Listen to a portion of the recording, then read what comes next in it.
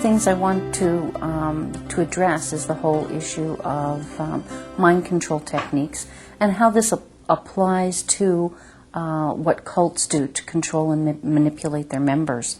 And one of the best things that I've found is the information provided in Robert J. Lifton's book, Thought Reform and the Psychology of Totalism, that was published, the research was done in the 50s, and it was originally done with a focus on prisoners of war and the Chinese re-education programs.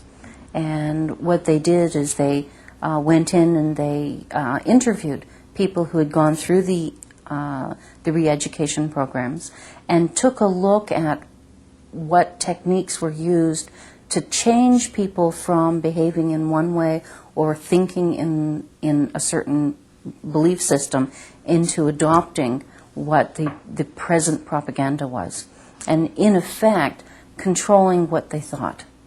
And out of the research, what he was able to pull out were there were 8 major techniques or criteria that were used to control people's minds and get them to change. And it's really interesting to see how these 8 criteria can be used to take a look at how cults control and manipulate their own members. The 8 criteria initially are milieu control, mystical manipulation, a demand for purity, confession, sacred science, loading the language, doctrine over the person, and dispensing of existence. And what I'll do is I'll go through each one so that you get a better idea of what it is as Lifton defined it, and I'll see what I can do about applying it to how cults use it, and specifically how the cult I was in, the Jehovah's Witnesses, use it.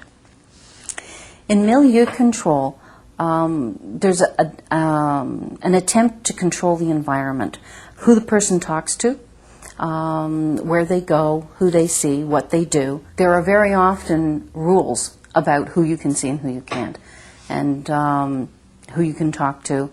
You can talk to members, you can't read certain information, only certain things are allowed. For example, in the Jehovah's Witnesses, there are very strong sanctions against reading what they consider apostate material.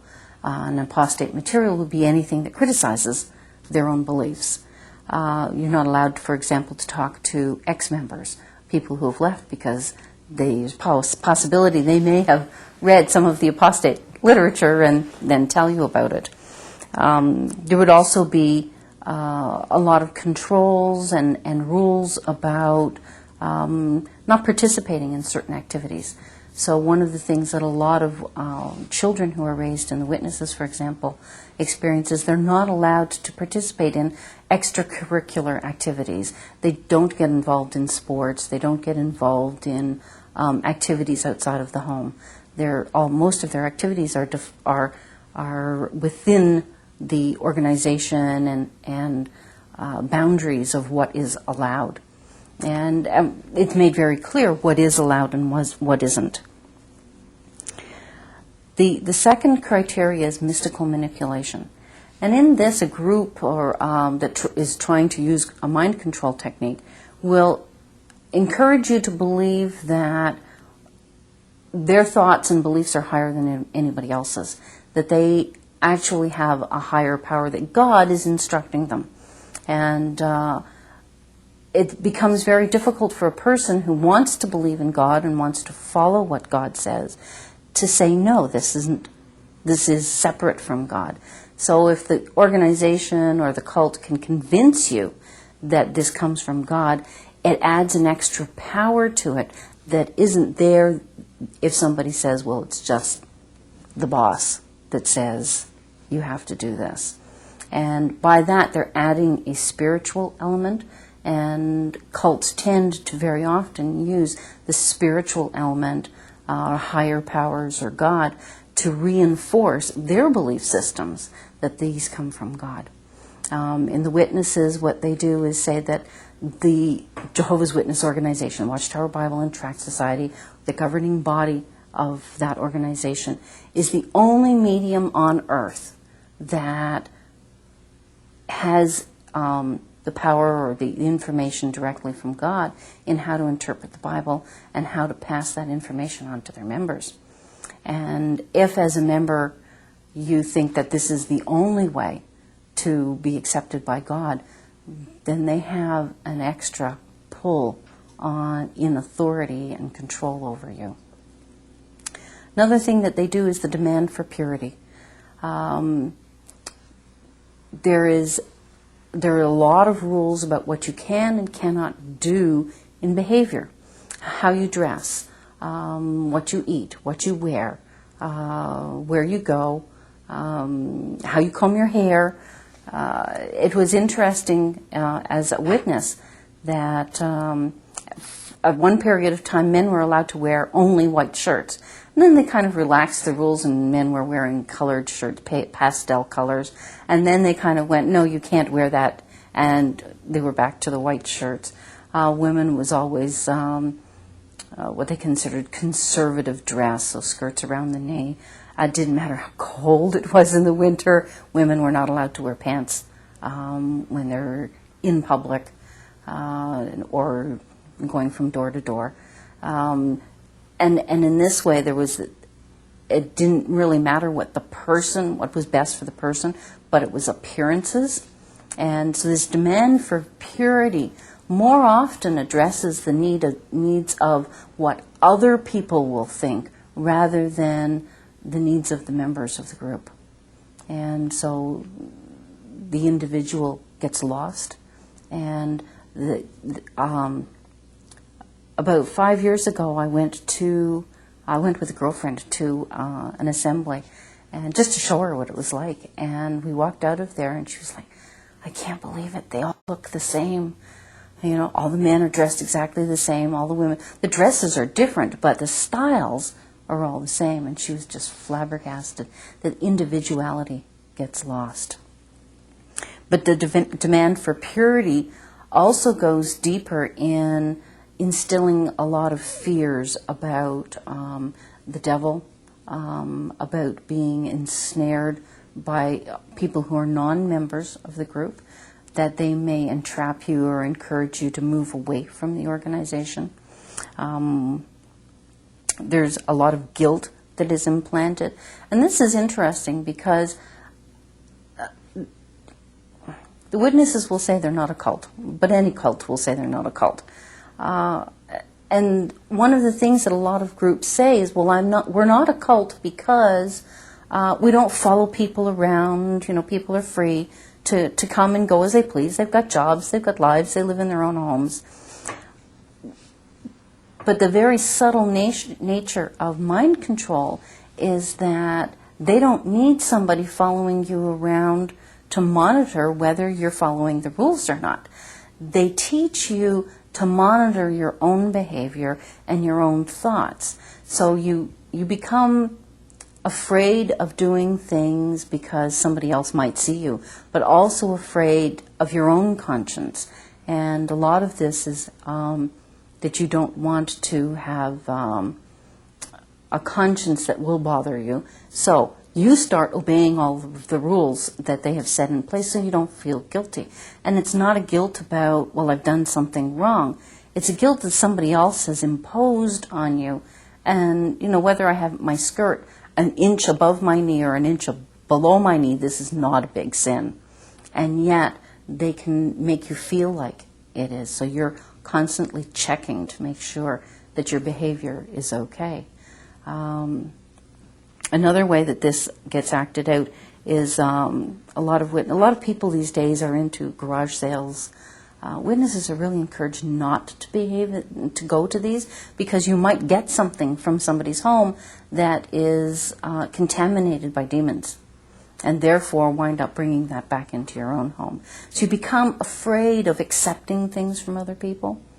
You become afraid of influences from outside, so you limit how much TV you watch, you limit what you get from other people, you limit what you read.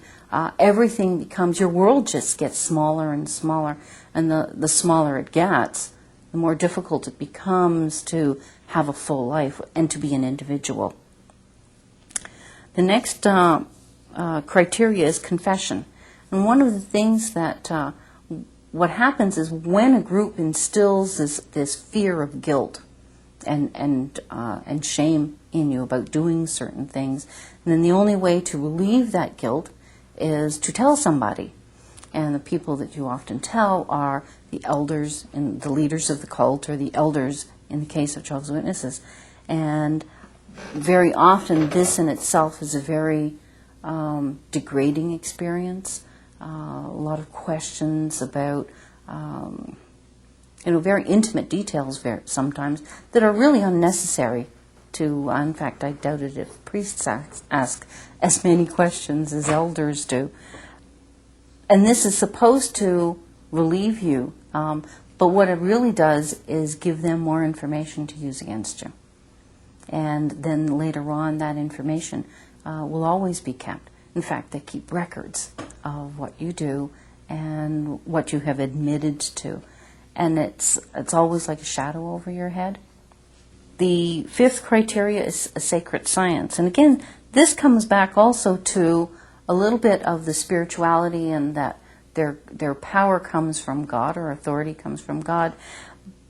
But it's also the ideology, not just the authority, but rather that what they believe is God-given, which again makes it very difficult for people to break apart from it, because God says this. So there's always, no matter what you say, it's, yeah, but God says this. And as soon as you introduce an element of mysticism or spirituality into something, people have no or very little ability to fight that and to say, yeah, but there's something fundamentally wrong. For example, at one point while I was a witness, they changed policies drastically and then back again. We were never allowed to speak to ex-witnesses, people who had been disfellowshipped. And they at one point said, well, there were certain circumstances where we could talk to ex-members, and which was a really great relief, because we had an uncle in our family who had been disfellowshipped, and we couldn't talk to him. And when they changed the policy and said we could, it was like, wow, this is so wonderful, this is great. We can now have, even a superficial relationship with them. And I think what happened is that a lot of people started talking to ex-members and finding out a lot of information that was not allowed to have. And so they changed the policy back again. And the explanation of this was never very clear, except it comes from God. There's no way to fight that. And if you believe that the governing body is the messenger between man and God, you have no way to argue.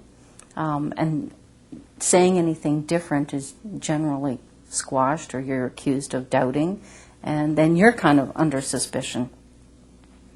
The sixth criteria is loading the language. And the rationale for changing the meaning of words is that it creates a unity in the organization. What it really does is separate people from the world around them. And examples of loading the language, door-to-door service, kingdom ministry, kingdom hall instead of church.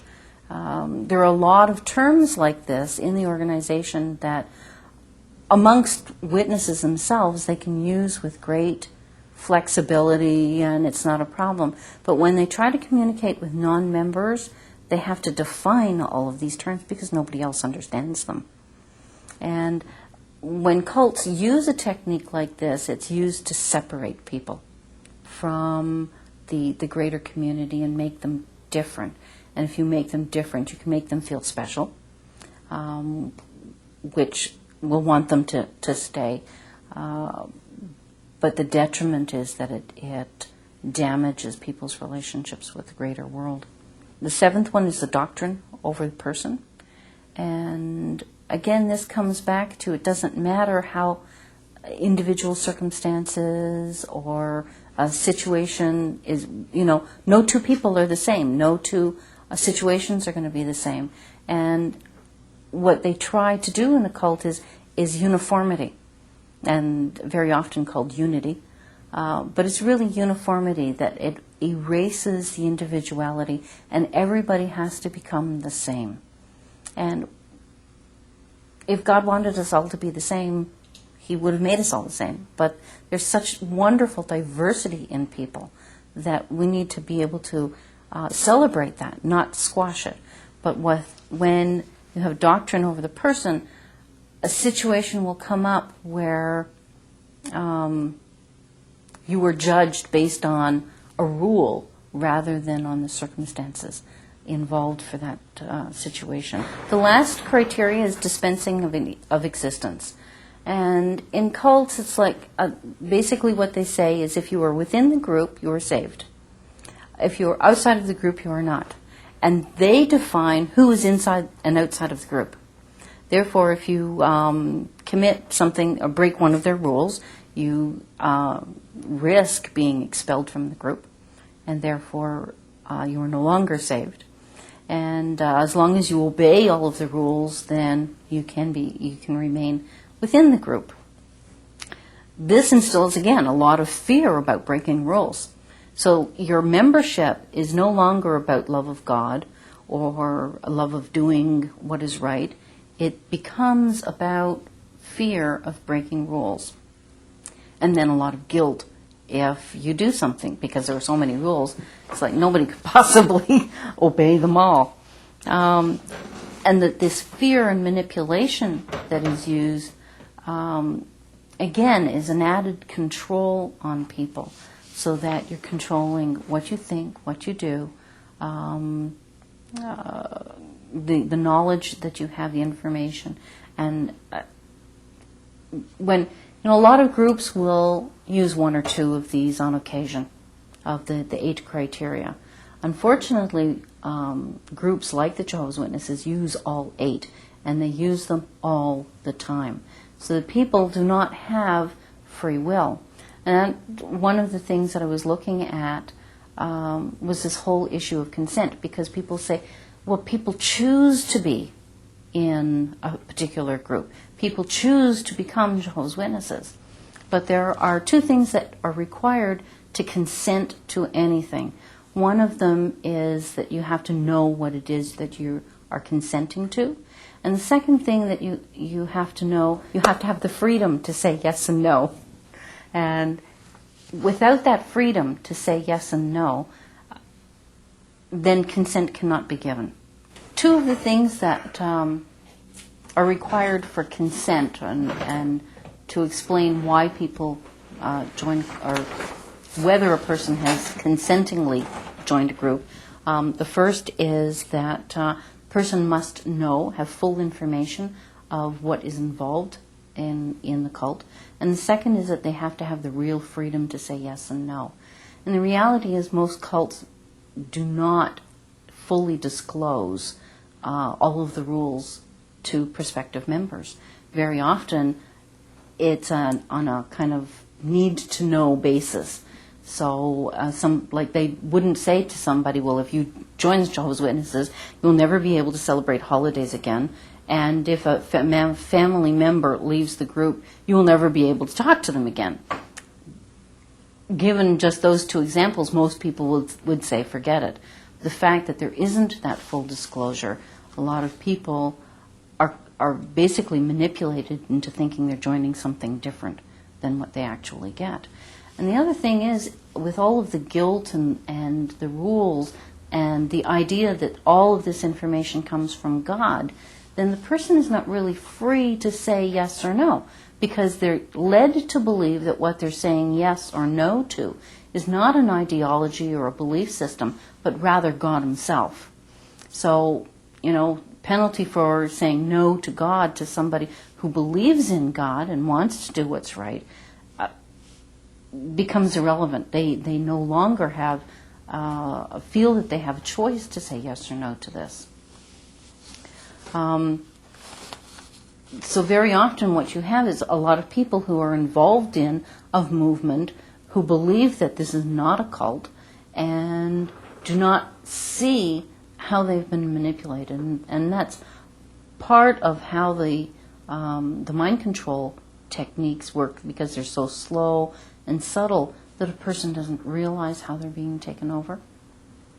There are a lot of effects of this kind of control, and very often people who have come out of cults begin to recognize the effects.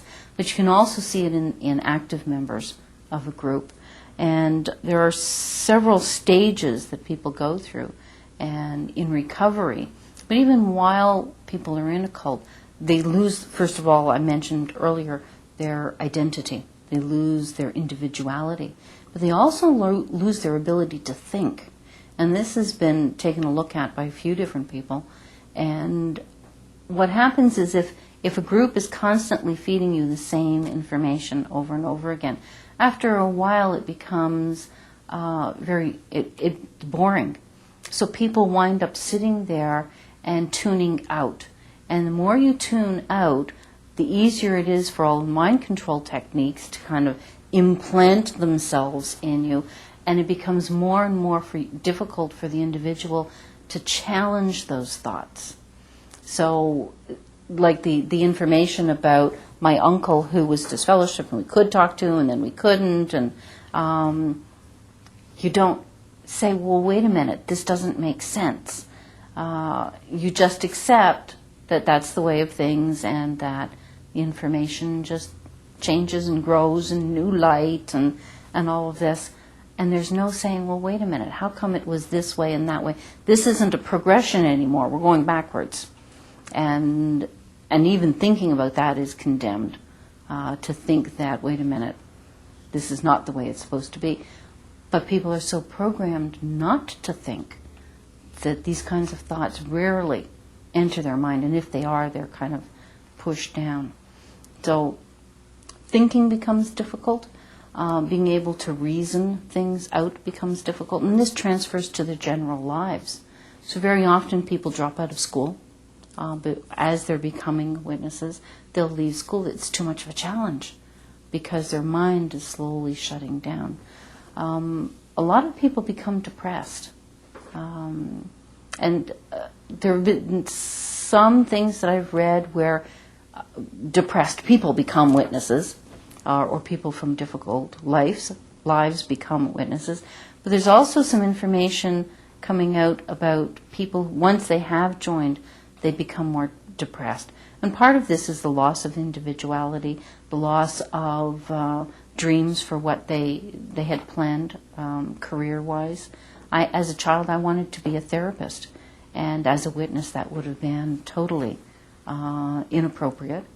And just continuing to, when I was in a witness, it was not encouraged to go on to past high school. So my career dreams were washed aside. And again, that dispensing of the person and person over the doctrine, that their needs come first. When people begin to come out, they begin to experience a lot of psychological problems, a lot of depression, a lot of anger once they begin to realize how much control that existed over their lives. Very often, in the stages of people accepting their own death or the death of a loved one, there are certain stages that people go through, and they're very similar, interestingly, to the stages that individuals go through in recovering from cults. And very often, one of the first things is disbelief. I know when I was disfellowshipped, it was shock, total and utter shock that this had happened to me. I think I wandered around for months in just shell shock from it. The anger didn't hit for a long time, but very often people get angry that how could they do this to me? And then very often a depression will set in. A lot of people commit suicide.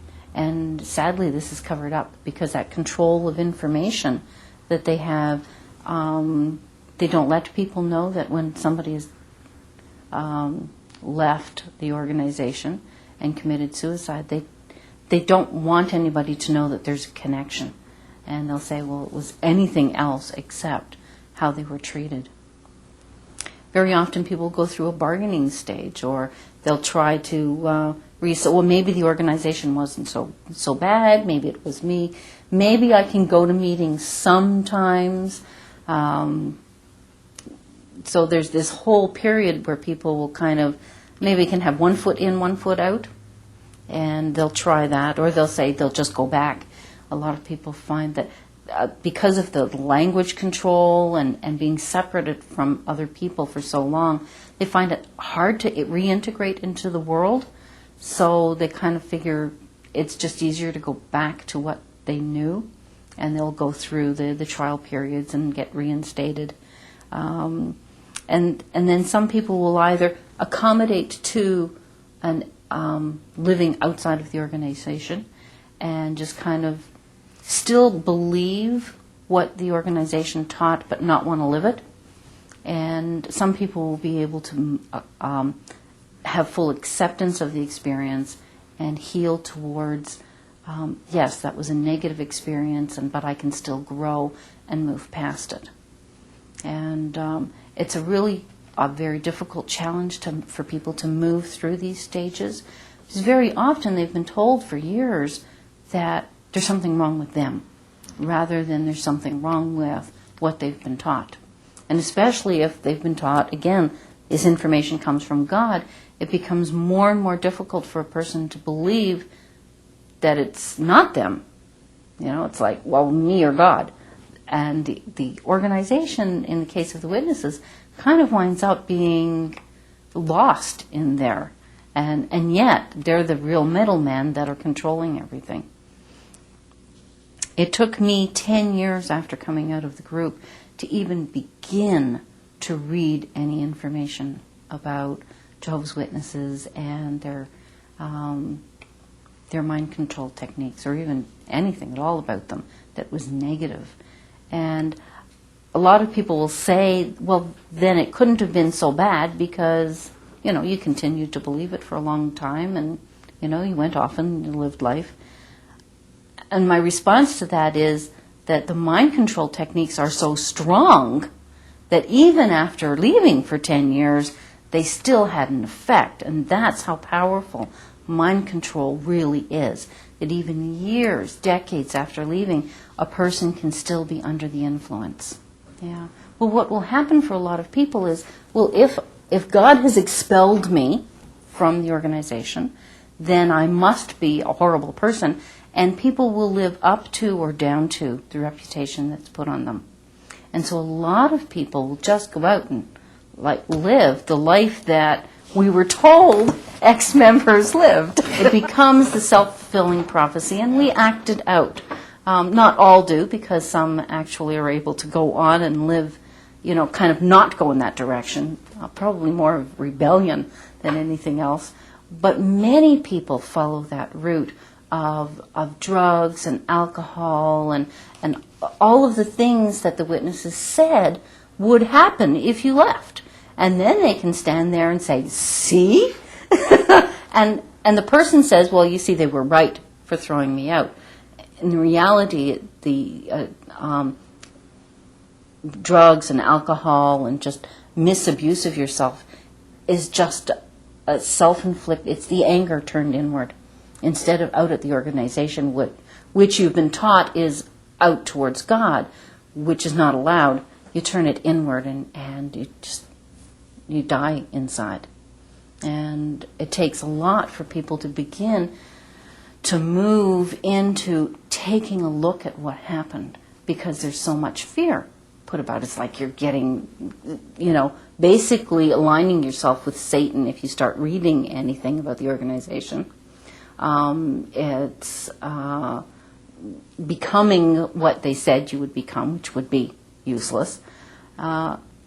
So there's and going to church for the first time is a real challenge, because you're entering Satan's house, basically.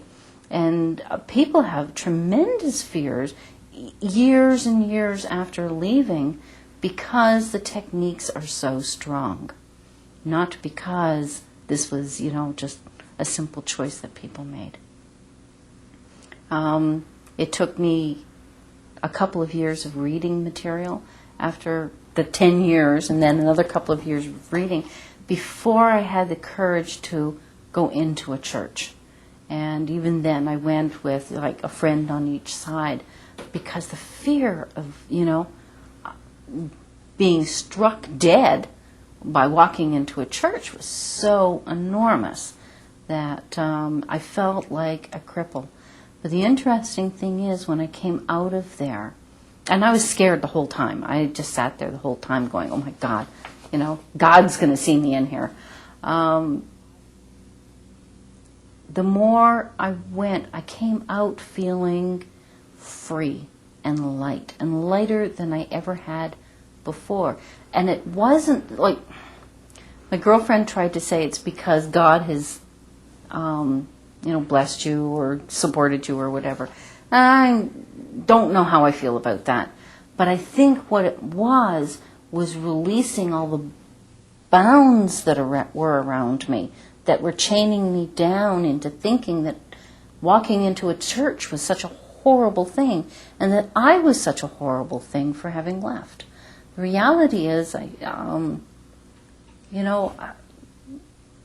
still believe in God, and I don't think that I really believe He understands what I've been through and will support me. Don't know how He does that, but but I felt free of the chains that had held me down for so long. And that where I lived, there was a staircase, 100 steps. I never used to be able to run those 2 at a time, but after this experience and being set free, I was running up those stairs 2 at a time. I had energy because I wasn't using all of my energy to hold me down. And I think that's something a lot of people experience when they get this sense of freedom from all the chains that have been put on their minds and their bodies, that they have more energy because they're not using it to keep themselves restrained. So there are a lot of benefits of allowing yourself to be free and looking at the information. One of the challenges I found was that as a witness you're told not to talk to ex-witnesses. The interesting thing I found was that as an ex-witness, I still believed and followed for the 10 years that rule not to talk to ex-witnesses.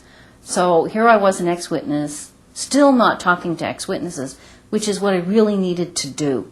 I really needed to talk to other people who had left and to find out that life can be good after being in a cult. And it can be wonderful and freeing.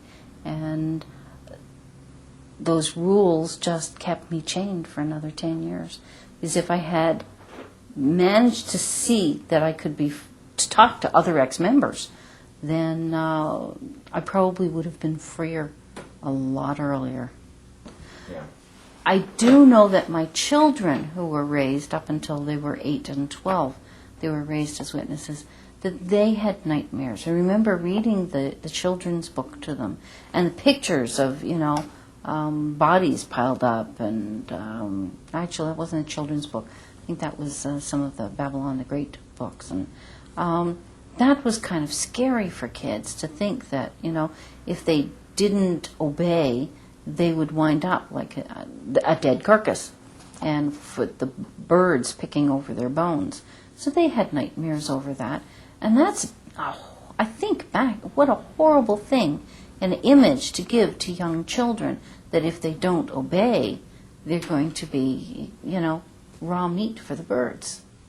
And I can definitely see how that would have a much stronger hold on a child's mind to conform to the rules. And it makes it understandable why people who've been raised their whole lives as witnesses have a much greater, more difficult time breaking free, because there's all really heavy-duty fears planted in there. I know as an adult I didn't allow myself to think about those issues. But, here I am reading it to my children. And they're a lot more, susceptible to those kinds of fears. There's some theoretical responses to it. One is that some of the founders were extremely dysfunctional men. And one of the things, when I was looking for information on cults and Jehovah's Witnesses and some of their mind control techniques, my background is psychology, social work. I found nothing, absolutely nothing, in the literature on this kind of information. And I was everywhere I tried. McGill University is a pretty big university. I figured for sure I would find something there, and I found nothing. Somebody put me on a different tack, and I started discovering religion and researching the religious aspect, and that's where I found the information. And unfortunately, there was very little crossover between psychology and social work or counseling and religion. And one of the things I would like to do is go back and get my master's, because there needs to be a crossover there where the two, you can begin to see the psychological impact of something that comes from religion. And it's extremely strong, it's extremely powerful, and it has barely been touched yet. When I was looking through the research, I was looking under abuse in psychology and social work, and couldn't find anything. And then I managed to go into religion, and I found the information on cults. And what I was able to discover from this is that my background is in abuse, physical abuse, sexual abuse, and emotional abuse. But psychology doesn't deal with that. Religion deals with the spirituality. And when you put the two together, you see the dynamics are the same, identical. Whether it's a group or a husband or a parent over a child, abuse, the techniques are the same. And by putting the two together, you can begin to get a greater picture of what abuse does to people. And what you begin to see is that people who have been abused and, suffer from post-traumatic stress disorder, well, people who come out of cults experience what has been defined as post-cult trauma syndrome, which is basically the same thing, with a spirituality element to it. And we need to do more research in this area to be able to kind of get a broader idea of just how this works. But people very often coming out will experience all of the symptoms of post-traumatic stress disorder. Spontaneous crying, a loss of self, which was actually taken away. There's a huge sense of loss of all of the things you could have done with your life but didn't get done. Very often people become extremely suicidal, very depressed. There's that fear of not obeying the cult's wishes and all of the rules. It maintains itself, plus this fear that God is going to destroy you. There's a sense of isolation, because now you're isolated from the world because you've been in the cult for so long, but now you're isolated from the cult because they've thrown you out or you've decided to leave. So that means that nowhere do you feel a sense of belonging, which we all need as humans. There's a tremendous amount of loneliness because of that, because you're not allowed to speak to ex-members, you're not allowed to speak to members. You've been forbidden for so long to speak to people who are out. It's like there's nobody left but you. There's a fear of the evil spirits taking over your life, or the demons, attacking you. Very often there's panic disorders that develop because of all of the fears that have been implanted. You begin to think you must be going crazy because this is just so much. And there's nobody to talk to. And even if you go for therapy, very few people are going to understand it. I went to a therapist. I was able to talk to her, but I knew it was way over her head. She didn't have a clue what I was talking about. And at that time, I was already a counselor for abuse survivors. So I knew enough of the theory to know where I needed to go with this, but I was not getting any help there. And at one point I talked to a minister, and he didn't know any of the issues of abuse. So no matter which side I went to, there wasn't any real support or understanding for what I needed to do to get through this particular healing process. I mentioned the disbelief and the hostility and the anger, and those are all parts of the post-traumatic stress disorder in trying to put your life back together and understand what has happened. And a lot of people, in coming out of any kind of abuse experience, one of the initial things they want to do is just say, just put it over inside, I'm not going to think about it. So when people will go off, and I went off to school, and other people have gone off and done, all kinds of different things. But it's like, I'm not going to think about it. And then 10 years later, I had to start thinking about it. And you're kind of like, what took me so long? And again, you're feeling negative and the guilt and the shame because you haven't been doing this work, or you haven't gone back, or you haven't moved forward. But eventually you begin to take a look and say, I need something in my life to replace all of that. But I have to look at what that was and who I am today. And the nice thing about the time that it takes people is sometimes they've managed to develop some skills and a sense of self that they can begin to take a look at and kind of get the mind thinking again, so that they can begin to take a look at how shut down and closed they became while in the group. I still have, my mother's still a group member, and it's a challenge sometimes to kind of say, like, is she better off in or out? So, and she's older. Would she really, benefit by coming out? What kind of a life would she have? Because those of us who have come out know what a challenge it is, and so you kind of debate, which way to go. Very often, too, when talk about post-traumatic stress disorder, people have flashbacks. I had flashbacks. I know the first few weeks I wasn't out there knocking on doors. Saturday morning I was up, I should be out knocking on doors. I should be doing this. Or in the summer, everybody's going to the assembly, I should be off at the assembly. And so all of these kinds of things kind of flash back. And they become less frequent, but occasionally they still, something will trigger a memory. And people think, well, this means I must want to go back. And really, flashbacks are simply a reliving of the experience that was so ingrained in the individual and just needs to be not just kind of pushed on the side, but taken out and looked at, and how did this affect me then? How does it affect me now? Not only in what I believe, but in how I feel. Because one of the things that cults do is they limit your feeling.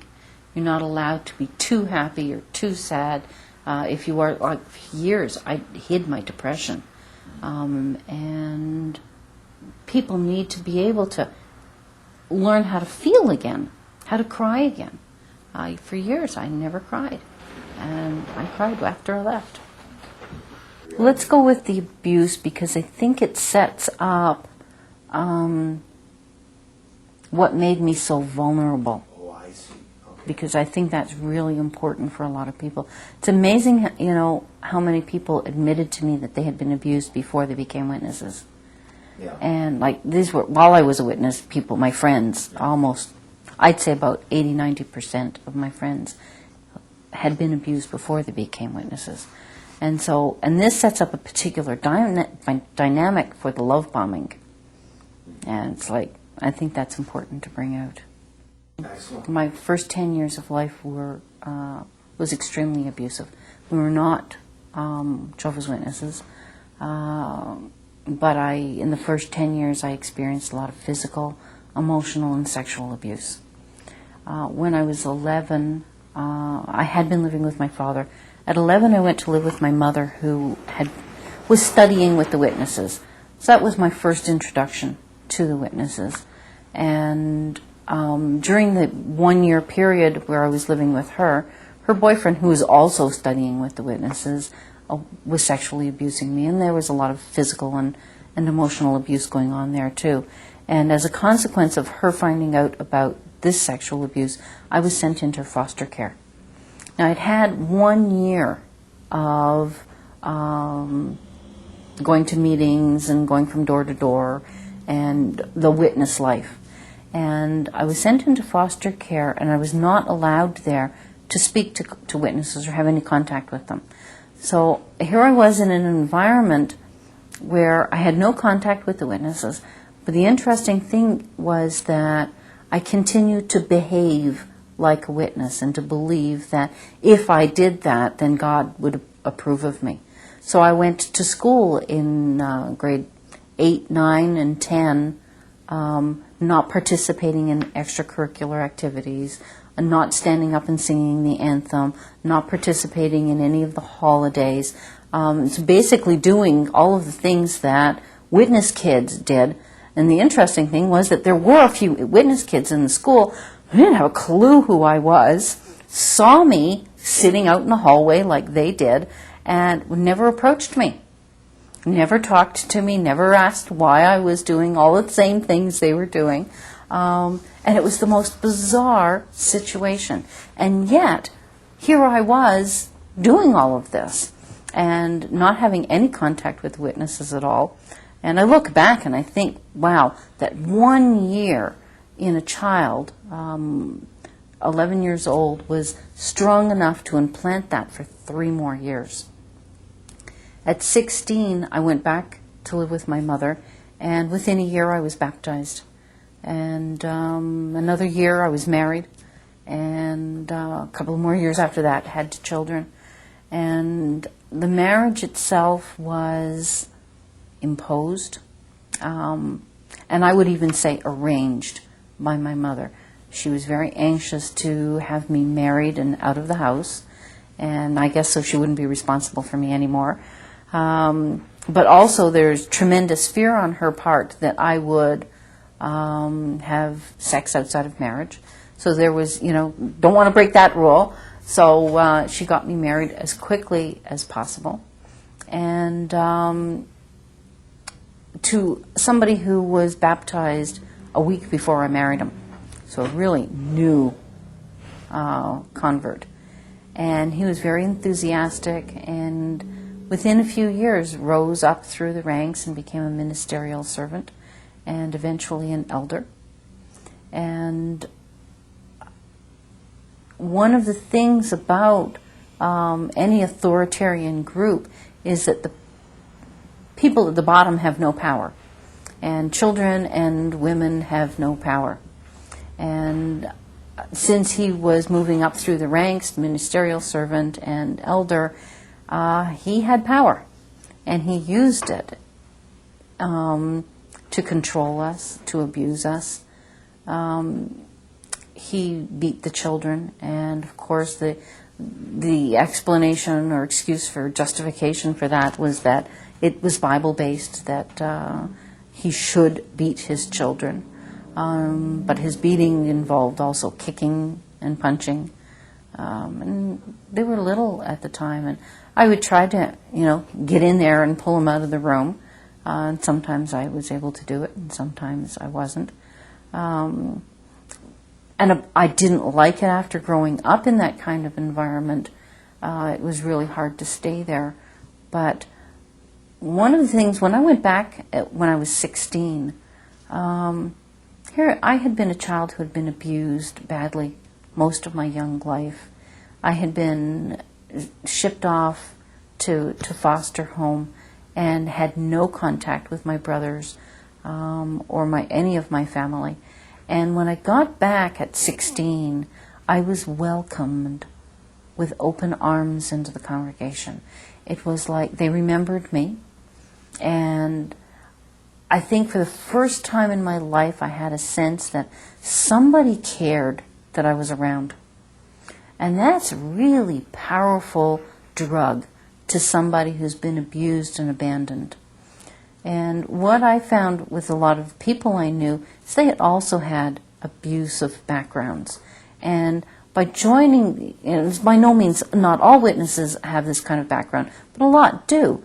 And by joining something like the witnesses, or any cult for that matter, getting this sense that people care about you, that you're special because God has blessed this group, that individuals, like when I went in, the first meeting I went to, one woman grabbed my hand and said, "Oh, I'm so glad to see you. I've missed you. I remember you so well." It was just like somebody finally covering me warm blanket and saying, "You're home.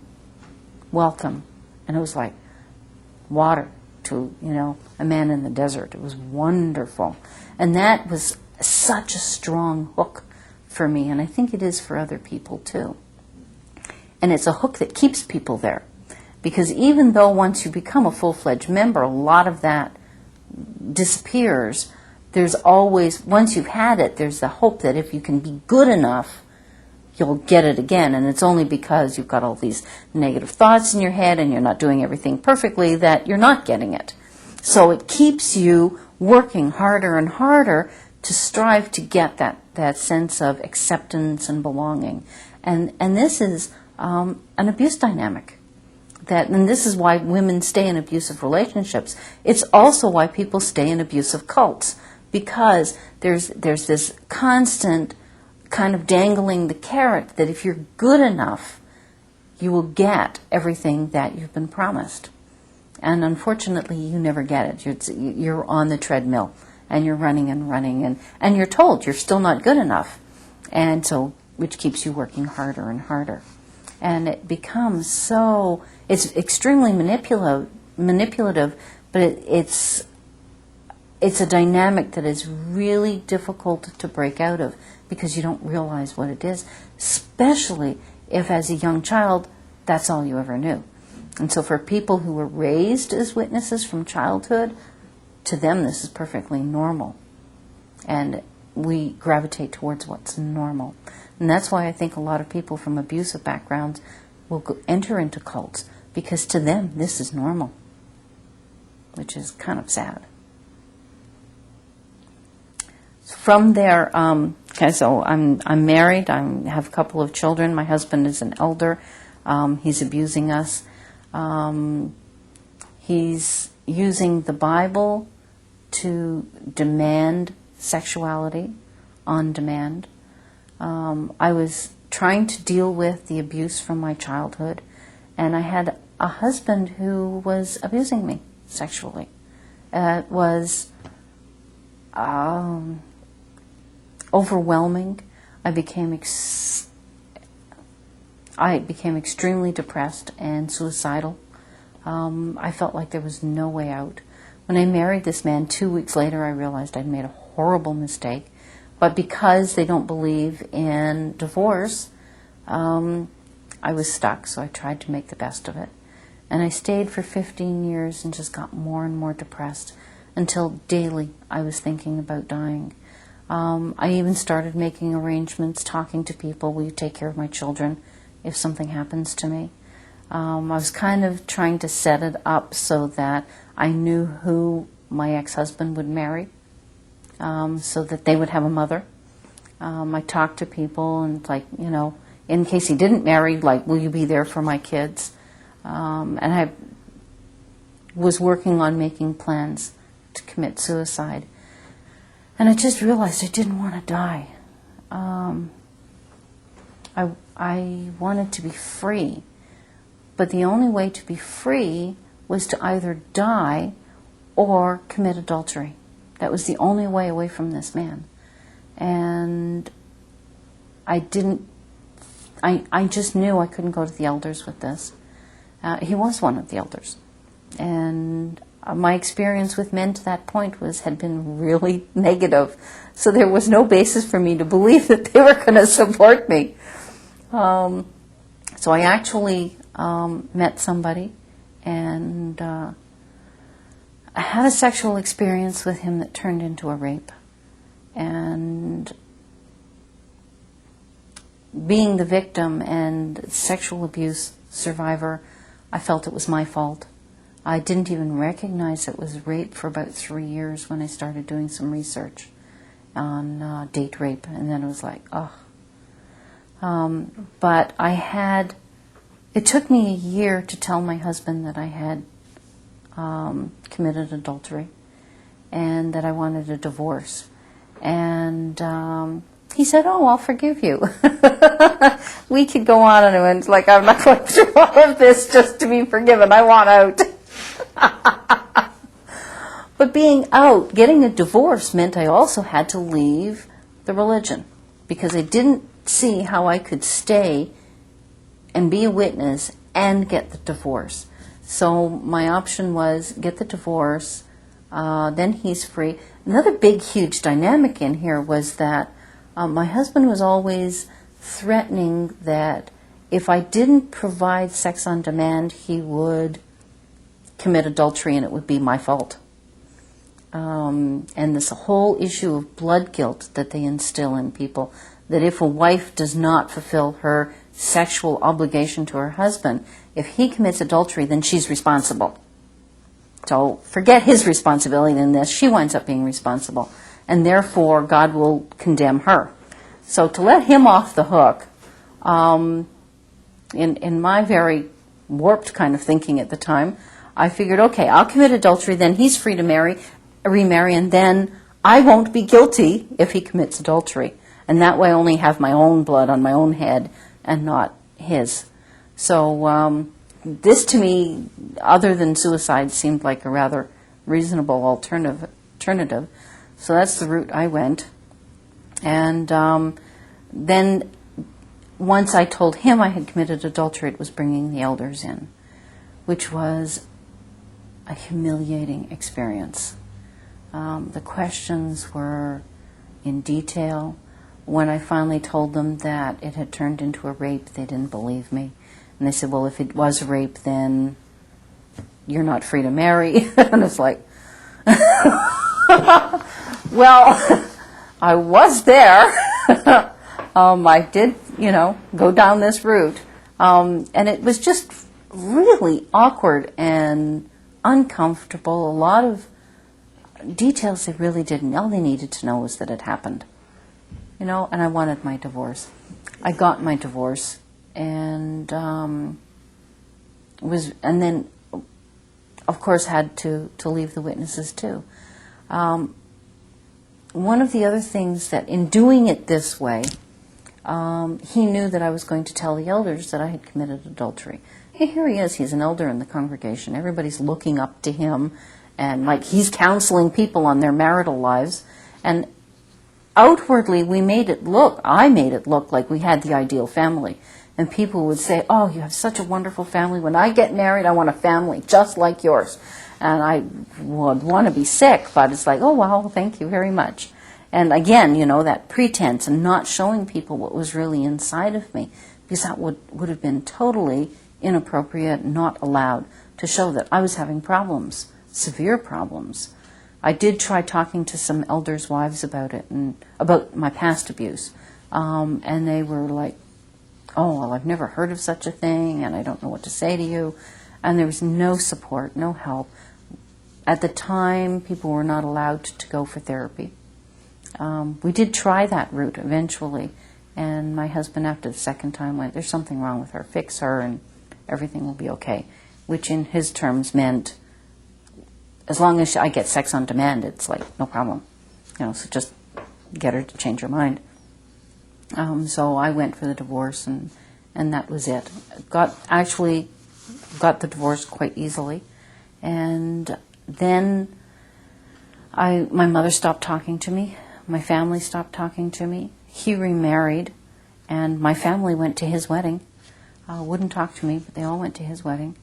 I was devastated. When they told me I was disfellowshipped, I almost fainted. And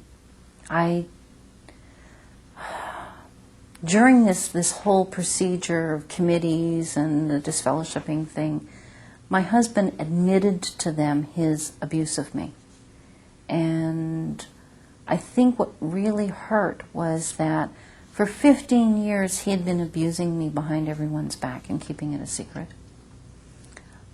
And no, he knew that I was going to go and talk to the elders, so he actually stepped down as elder, because I think he knew that if they found out all of this, they would have to put him down. So he kind of, the cover-up for him was that I'm spending more time with my family. So, noble, how noble of him. And then I was disfellowshipped, and then everybody for him was like, oh, you poor thing.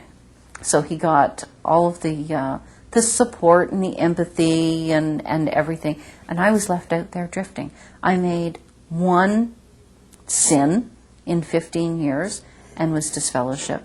He'd been going on for 15 years and got nothing, not even a slap on the wrist. And that really hurt. The other thing, too, with the way the organization works is that since I left, I was the bad guy. He wound up being the good guy, and because he stayed, and as a result married another witness who happened to have two daughters who were the same ages apart as mine, or ours were. So it was like God has replaced what was taken away from you. So you've been blessed.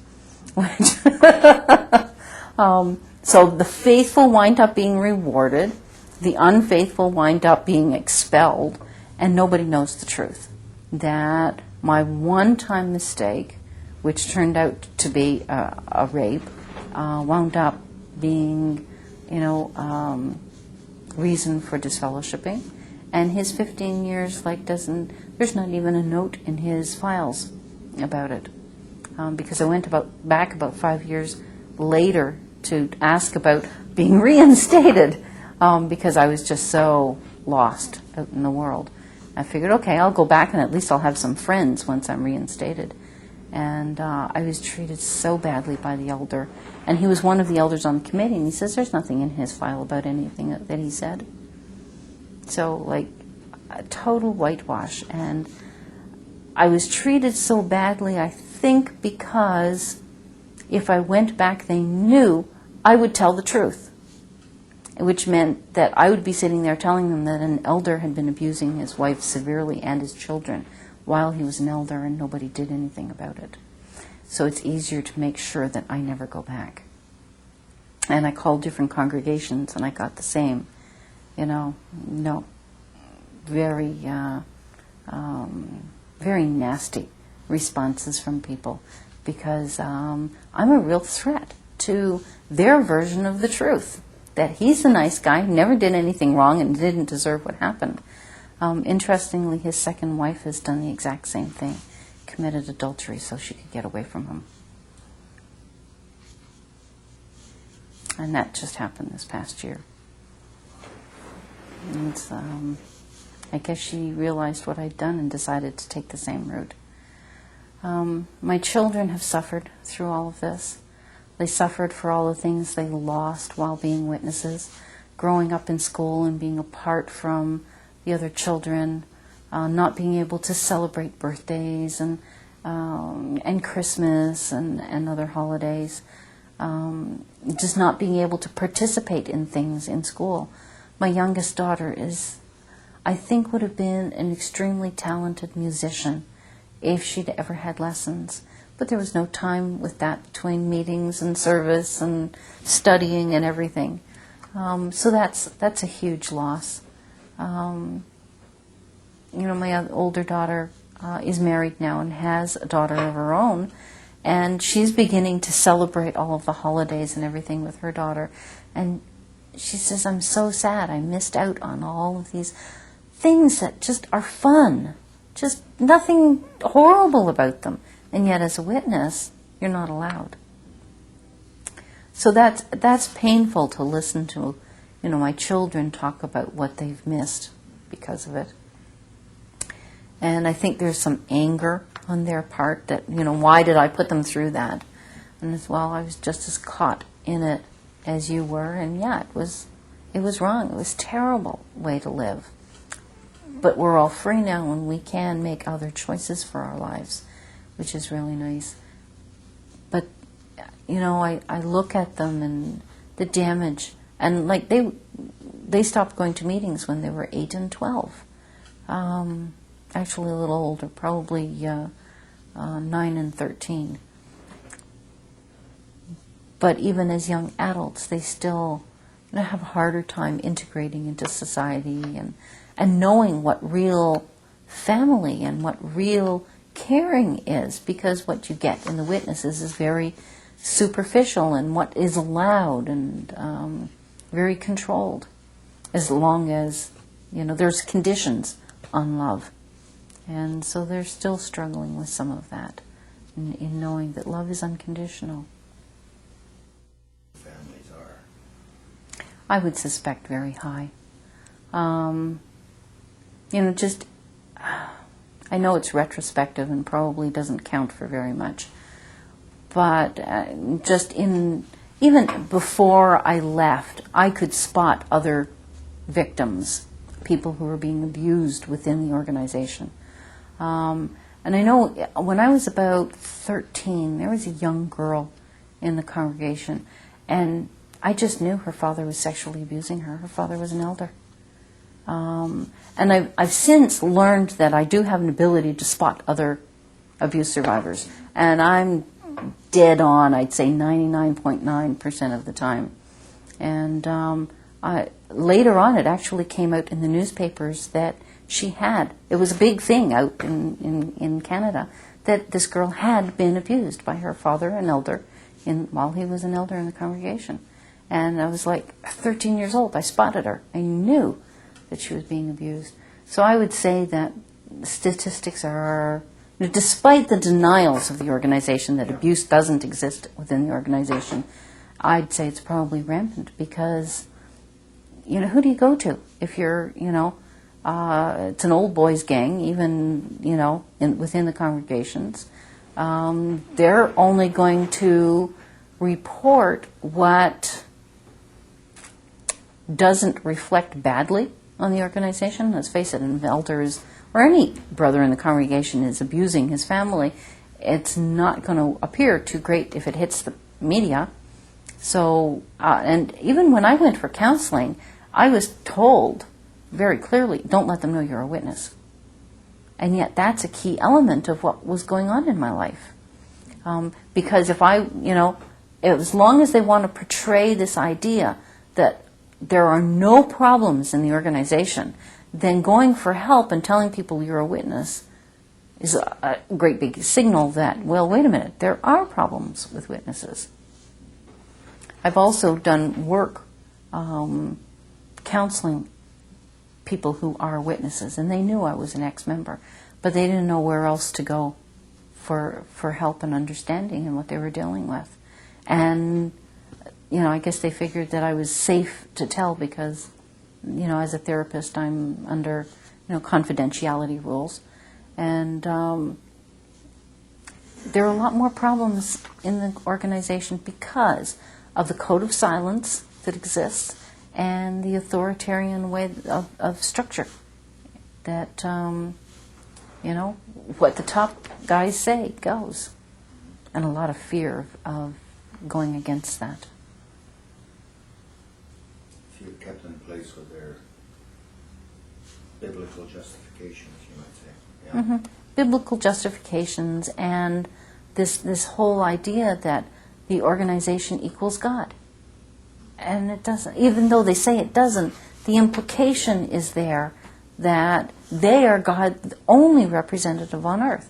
So if you want to get to God, you've got to go through them. And so therefore they have the power. That's pretty powerful. Jesus even said that, when he was, telling the scribes and Pharisees what he thought of them. The same thing applies to the witnesses. In fact, when I read that the first time, I think it's Matthew 23, and yet generally the witnesses use that to apply to every other religion. When you take a look at that and apply it to the witnesses themselves, it is truly shocking how similar, how like they everything. It's just unbelievable that they do the exact same things that they condemn everybody else for. But then that's typical of all cults. Well, they'll say what you can wear. Okay, women cannot wear skirts, an inch above their knee. Well, it's a guiding principle, and you're not going to be disfellowshipped for it. But you're going to be talked to. It's like, wait a minute, is it a principle or is it a rule? If it's a principle, then people should be free to do what they want, to obey the principle or not. If it's a rule, somebody's going to talk to you if you break it. And those kinds of playing with words, it's not a rule, it's a principle, is what gets people caught up a lot, because it's like, well, no, they don't have rules. Well, no, because they've redefined what principle means. And again, that comes back to the mind control techniques, where if I can change the meaning of a word, then and make it mean something that it doesn't mean, but still apply what I want it to mean, like principle, for example, then I can control, and well, principle doesn't mean you're going to be punished. You have free will, but you don't have free will because we'll nail you if you break it. As long as they continue to say, but we don't tell people what to do, then they can absolve themselves of responsibility when people actually break the rules. But they can, by calling it a principle, they can still exert the control without having the responsibility. And therefore they put the responsibility on the individual, but they have the control over them. And it's very subtle, but it's extremely strong. And very few people see. In fact, I don't think any witness actually sees it. Something you asked me earlier was, like, is this, like, do people know that they're doing this? Are they aware of the amount of control that they're exerting on people? And I started by saying that the organization had been founded by some really dysfunctional men. And I think that it's been set up in a way by the dysfunction that it kind of perpetuates itself. That the people who are involved now, I think they're so controlled and it's so ingrained in them that they haven't got a clue. And that's similar to you raise up a child in an abusive home and they think that's normal and that's the right way to raise children. They grow up and they beat their kids and because they think that's normal. And I think that's what's happened in the organization. A couple of people, the founders were dysfunctional. They implant or set up this system and it has just taken on a life of its own and everybody in it thinks it's normal. And when somebody comes along and says, hey, wait a minute, there's something wrong here, they wind up, well, excuse me, this is what's normal, we're sticking with it, and goodbye, which is exactly what has happened to a few board members who are able to see the dysfunction in it. I think in any group where there are a lot of rules about what you can and can't do, life becomes a matter of assessing, going through the rules all the time to assess whether what you can do is right or wrong. And you wind up not being able to think clearly for yourself and judge, whether the rule itself is right or wrong, or whether you should obey it or not, but rather there just becomes this like rote going through the motions. The effect of this for a lot of people is that they stop thinking, and it's just a matter of, okay, what do the elders say? I have to make a choice about doing something, and I think I need to ask somebody. And a perfect example of this is when my oldest daughter got married. She had left the witnesses. She chose to get married in a Catholic church. And she wanted her father, who's still a witness, to walk her down the aisle. Normally this would not be allowed because it would be considered participating in false religion. And he could not say yes or no by himself. He could not critically think about what he wanted to do, what the rules were. He had to go and ask the elders what he should do in this situation. And most people would just make a choice. And he didn't do that. He went to ask the elders, and I don't know what happened at the meeting, but the justification was that he could do it, but he was just making a delivery. So, so basically what he was going to do, just as if he was the bread man, he was going to make a delivery to a convent, or the church. He was basically just delivering his daughter to her new husband down the aisle. So he actually did walk her down the aisle and deliver her to her new husband, and then he went and he sat at the back of the church and didn't participate in the religious activity. But something as simple as walking somebody down the aisle, he could not figure that out on his own.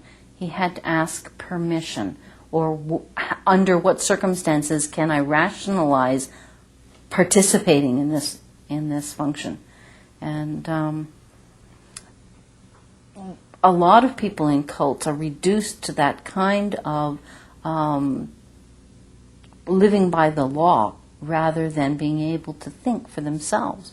And hey, we're thinking human beings. We should be able to see a problem and work it through. And after years of being in a cult, it becomes very difficult for people to actually critically think and assess. And one of the things that happened to me after I came out, shortly after I was disfellowshipped, there was an article in The Awake on child abuse and how the elders should deal with it, and if you had been abused, what to do about it. And when you read through it,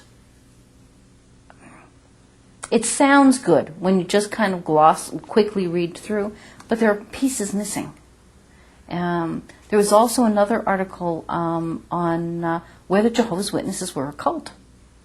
Now, anybody who, would read it, you would realize that they never answer the question. So they put the question out there, are Jehovah's Witnesses a cult? You read the article, not once do they say, no, we're not a cult. They say, this is what other people think are cults, which is generally they take you off to a commune and brainwash you. They don't let you eat. You're not allowed to talk to anybody. And they say, we don't do that. But nowhere in the article do they really define what a cult is and say, we don't do these things. And if you have the ability still to critically analyze something, you would be able to see that.